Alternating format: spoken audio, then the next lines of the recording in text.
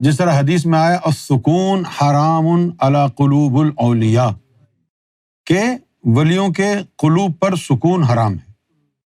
اچھا، اب آپ وہی اپنی اردو کے حساب سے پوچھیں، ارے اچھا ولی ہر وقت بے چین رہتے، کوئی سکون نہیں ملتا ان لوگوں کو؟ لیکن سکون کا معنی اردو میں جو ہے وہ نہیں ہے نا عربی میں۔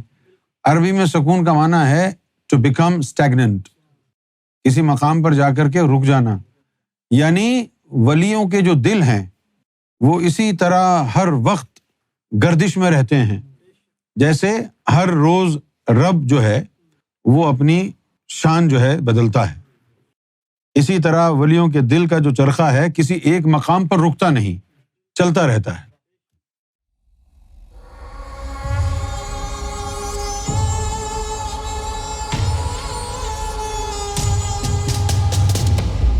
تصوف میں سکون اور حالت جذب میں کیا فرق ہے؟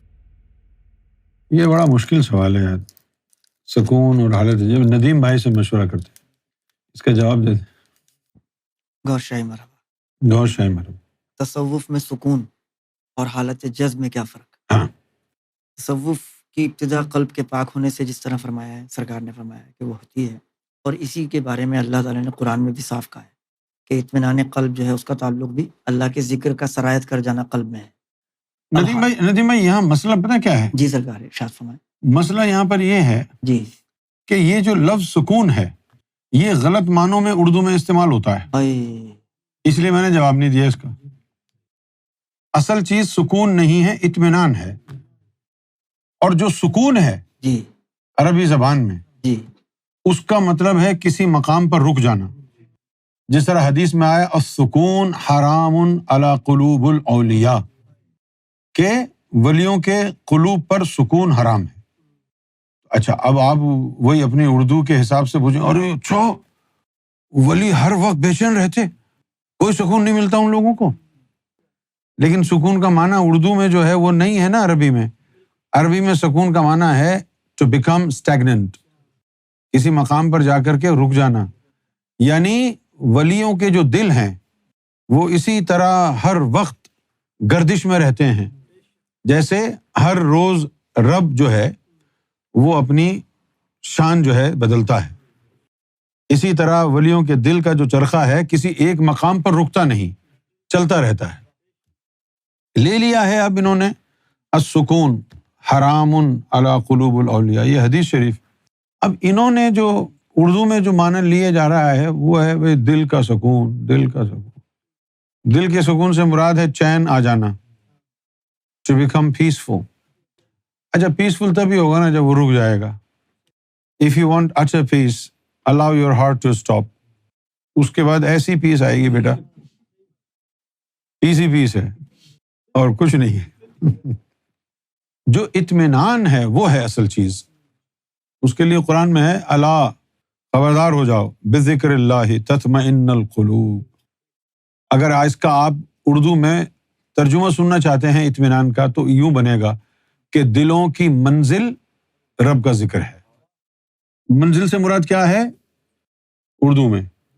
کہ آپ سفر کر رہے ہیں اور آپ کے ذہن میں ایک مقام ہے، وہاں آپ نے پہنچنا ہے، وہ آپ کا ٹارگٹ ہے، تو وہاں پہنچنا یہ ہے کہ یہ میں منزل پر پہنچ گیا۔ منزل کو گھر کے معنی میں بھی کراچی میں استعمال کرتے ہیں، جیسے عائشہ منزل، گھروں پہ لکھا ہوتا ہے فلاں منزل، یہ منزل، وہ منزل، حیدرآباد میں بھی ہوگا۔ تو منزل سے مراد ہو گیا سکونت، اختیار کرنا جس مقام پر۔ تو یہ کہہ دیں ہم کہ خبردار ہو جاؤ، دلوں کو جو فیلنگ ہوتی ہے ہوم والی، جیسے آپ تھکے ہارے آتے ہیں، گھر پہ آتے ہیں تو آپ ریلیکس ہو جاتے ہیں کہ میں اپنے گھر پہنچ گیا، سکھ چین۔ اسی طرح اللہ کہہ رہا ہے کہ خبردار ہو جاؤ، دلوں کی منزل اللہ کا ذکر ہے، کہ جب دلوں میں اللہ کا ذکر چلا جائے گا تو دل یہ سمجھے گا I am home, I am home. اطمینان کو سمجھنے کے لیے یہ جو میں نے بات کہی ہے یہ اس کا مفہوم ہے، آئی ایم ہوم۔ دل کو لگے گا کہ بھئی میں اپنی جگہ پر آ گیا ہوں۔ اب حالت جذب ندیم بھائی سے سن لیتے ہیں، حالت جذب کیا ہوتی ہے؟ کرم فرمائیں کہ حالت جذب کے بارے میں جو سمجھا ہے ہم نے ناقص، آپ اس میں ضرور کرم فرمائیں کہ کسی شخص کا روحانیت میں جب آغاز ہوتا ہے، اگر اندر اس کے سرایت نہیں کرتا، مکمل نور سرایت نہیں کرتا اور ظرف کے قابل اس کا نہیں ہوتا اندر باطن، تو اس کا رک جاتا ہے سلسلہ، اور وہ حالت جذب کے اندر ایسی کیفیت میں مبتلا ہو جاتا ہے جہاں پر وہ شریعت سے بھی ہٹ جائے گا اور جو عوامل اس کو کرنے اختیار کرنے اس سے بھی ہٹ جائے گا۔ اس کو بھی حالت جذب کہا گیا ہے، لیکن یہ معمولی سی بات ہے، اگر آپ اس پر تھوڑی سی کرم فرمائیں تو۔ اصل بات وہی ہے نا، ظرف کا نہ ہونا۔ جی سرکار۔ ایک تو ظرف کا نہ ہونا، دوسرا مرشد کا ناقص ہونا۔ او ہو، چلو آپ میں ظرف نہیں ہے اچھا، تو وہ مرشد ایسی چیز دے گا کیوں آپ کو جس کے لیے آپ کا سینہ تیار نہیں ہے؟ او ہو، تو حالت جذب میں بندہ تب آ جاتا ہے جی جب مرشد نے تو اپنی نظر سے کچھ نہیں کیا، وہ اپنے طور پر کچھ نہ کچھ کرتا پھرے، ہاں، اس کے پاس چلا گیا، اس کے پاس کسی بزرگ کے پاس چلا گیا، اور وہ تھوڑی چلا رہے ہیں تجھے جو ان کو پتا ہو کہ تیرے سینے کی کیپیسٹی اور ظرف کیا ہے۔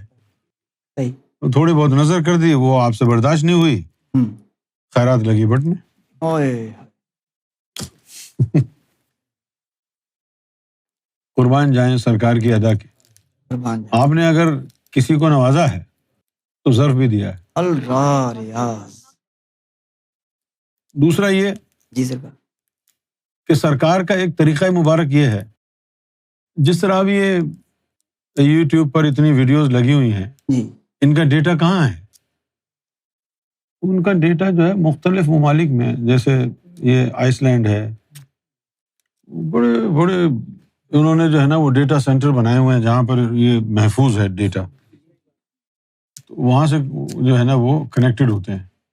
اسی طرح سرکار کا یہ طریقہ کار ہے کہ بھئی تجھے آج اپنی نظروں سے جب تو نے کچھ مانگا تو اس کا نور سرکار نے تجھے عطا فرمایا، لیکن تو اس قابل نہیں ہے کہ وہ نور تیرے قلب میں ابھی کسی وجہ سے ٹھہر جائے، تو سرکار نے نور کے لال باغ میں بینک بنائے ہوئے ہیں، سبحان اللہ، وہاں نور تمہارا محفوظ ہے، واہ جب جب تمہیں ضرورت پڑتی رہے گی، نور میں کمی آئے گی، وہاں سے دلواتے رہیں گے۔ واہ، سبحان اللہ، تو اب ایسی صورت میں سرکار گوھر شاہی کی ماننے والا حالت جذب میں جا ہی نہیں سکتا۔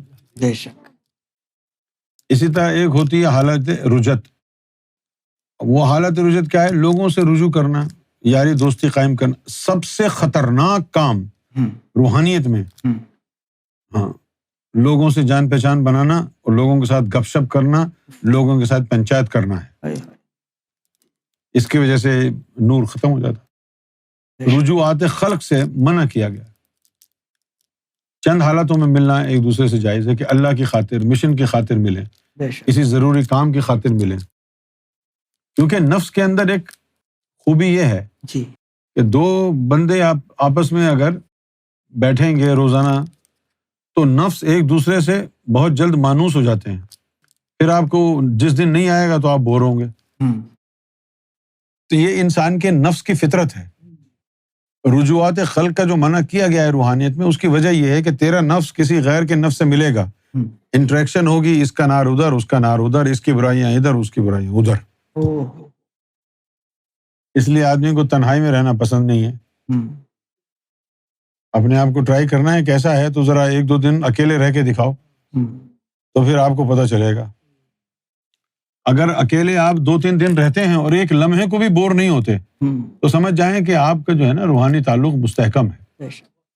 اور 2-3 دن اکیلے رہنے کے بعد لوگ یاد آنے لگے آپ کو، چلو یار اس سے ملتے ہیں، گپ شپ کرتے ہیں، وہ نفس کھینچ کے لے جا رہا ہے، بالکل، کیونکہ نفس کو نفس سے انسیت ہو جاتی ہے، بالکل، نفس کو نفس سے انسیت ہو جاتی ہے، وہی خطرناک ہے۔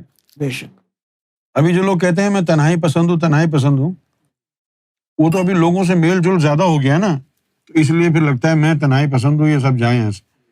وہ بندے کو 2 ہفتے اس آفس میں چھوڑ دو، کوئی آئے نہ جائے، پھر پوچھیں گے ہاں بھائی تو تنہائی پسند ہے کہ نہیں؟ کیونکہ جو مومن ہوتا ہے اس کی تنہائی بڑی حسین ہوتی ہے۔ جب میں کبھی 4 یا 5 گھنٹے تنہا گزار دوں تو 6واں گھنٹہ ایسا ہوگا کہ جس میں مخلوقات بے نقاب ہو جائیں گی، جو میرے آگے پیچھے ادھر ادھر ہیں وہ سامنے آنا شروع ہو جائیں گے کہ یار کوئی آ نہیں رہا، چلو ہم بیٹھ جاتے۔ تنہائی بڑی اعلیٰ چیز ہے. اگر آپ بور ہوتے ہیں تنہائی میں تو اس کا مطلب ہے you hate yourself. You don't want to be in your own company. Being alone is being in your own company. Why? Why can't you be alone? Why do you need to flock around idiots? Because when you're alone, you're in your company. You're given to feel yourself. For me, the most adorable time is when I'm alone. I love being alone. Because when you're alone, you feel yourself. یہی چیز ہے نفس کی طہارت میں کہ نفس کو لوگوں کی صحبت سے دور کرنا ہے. ضروری ہے. اس کے بغیر نہیں ہوگا. طہارت نہیں آئے گی. یہ سمجھ لو کہ نفس چاہتا ہے کہ آپ لوگوں سے میل جول رکھیں. کیوں؟ تاکہ ان کے نفوس کا رنگ ادھر آئے. یہ مجھے کہیں نکلنے نہیں دے رہا تو لوگوں سے ہی ملاقات کرا دے. اس کے نفس سے کچھ چاٹ لوں, اس کے نفس سے کچھ چاٹ لوں. آپ کو کیا پتا کہ کیا کر رہا ہے نفس؟ نکل کے گیا, اس کو بغل کی روک. یہ اپنی غذا کے لیے چاہتا ہے کہ آپ مختلف لوگوں سے ملیں.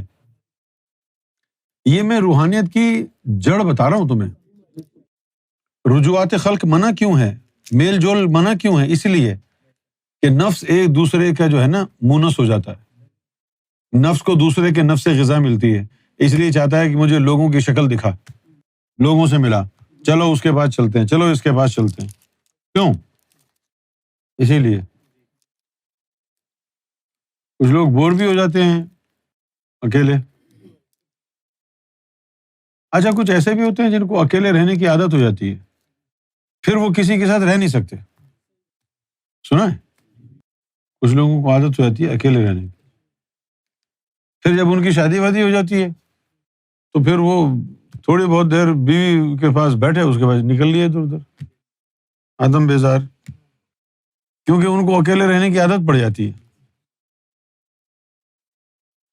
جب اکیلے رہنے کی عادت پڑ جاتی ہے نا, وہ تھوڑی دیر میں لوگوں کے ساتھ بیٹھ کے بور ہو جاتا ہے. چلو کہیں اور جا کے تنہائی میں بیٹھ جائیں.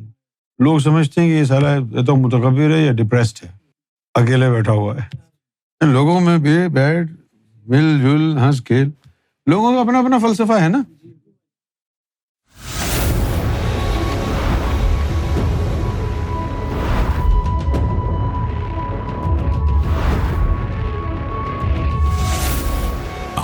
TV, the place to connect with God.